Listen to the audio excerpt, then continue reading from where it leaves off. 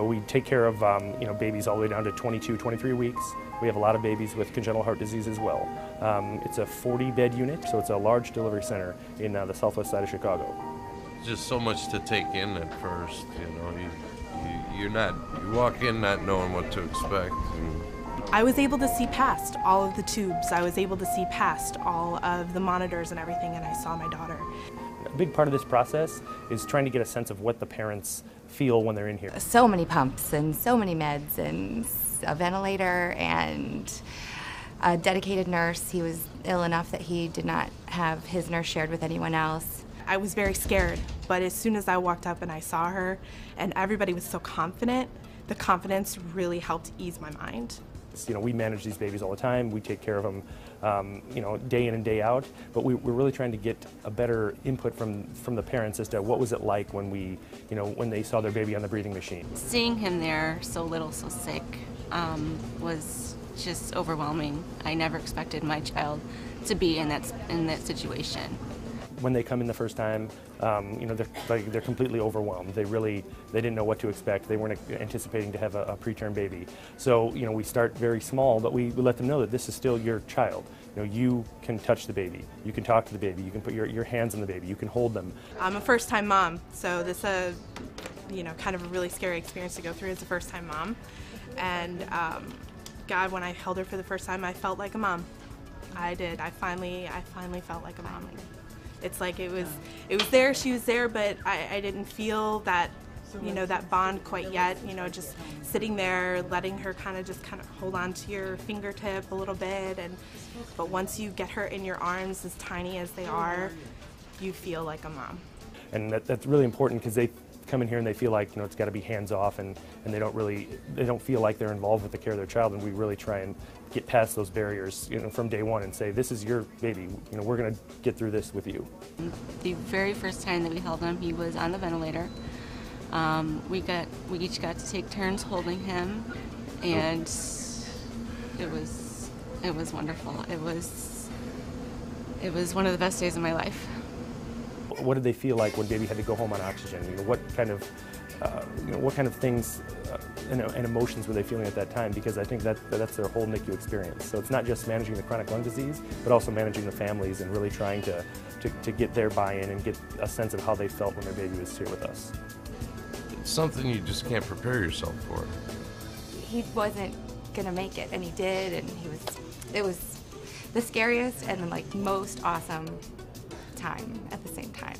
So she went from the CPAP to the ventilator to the flow, back to the ventilator, back to the CPAP, and then finally the nasal cannula. When it was the nasal cannula, you felt like, oh my goodness, yes, we're getting somewhere, I felt like graduation days, he needed a cap and gown on so that he would realize what a big step he had made and what a big step we had made. It's hard to watch those changes, but there's a light at the end of the tunnel for each one of those changes. I think my favorite moment, my most joyous moment, was absolutely the first time I saw her in the isolette moving around with her eyes open. Because as NICU moms, we don't see our kids do as much. You don't get to hold them right after they're born. You don't touch them as much as you would touch a brand newborn. Seeing her with her eyes open, it was awesome. It was really awesome. The staff took such good care of not only me, or not only the baby, but also me, that I was able to quickly have a lot of confidence that it was the right place to be. And finally the day came when she came home, and I felt like we had a parade of nurses just coming out with us and giving us hugs and kisses as we were leaving. The volunteers at the front desk who'd seen me come in every day, they knew that she was a NICU baby coming out because she's in the crib, that's her wheelchair out, and it was such a joyous occasion that from everything that you go through in here, the people that you meet, the things you learn to get to that day is something you will never ever forget your entire life, her entire life. And it's something you always want to share with other moms who've gone through it, because it's the same feelings. We might not have the same stories inside, but everybody has that same feeling the day you leave, because you feel like you made it and you did it, and it was just an incredible journey. It was an amazing journey. Yeah. I'm scared. I haven't taken her home yet.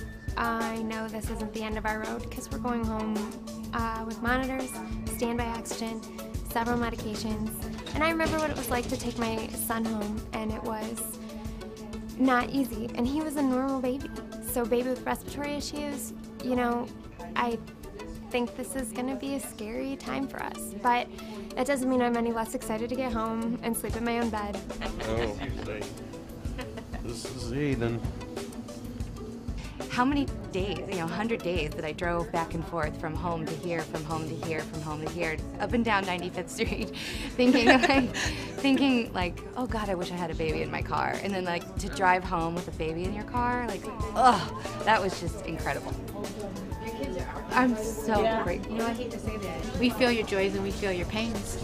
And I feel like, it was just yesterday with you guys. I'm not at the bedside as much as I used to be when I was, but this is a journey and such a joy to have you guys back here and telling us about, all your challenges and your joys. To me, I could relive it all over, but it makes, it makes work getting up and coming back to work so wonderful every day because you guys are the payback. Your babies are the payback. Keep you coming back. There was never a doubt in anyone's mind that she wasn't going to be okay. It would just what the road would take, whether it be a real bumpy one, whether it be a smooth one with a few curves.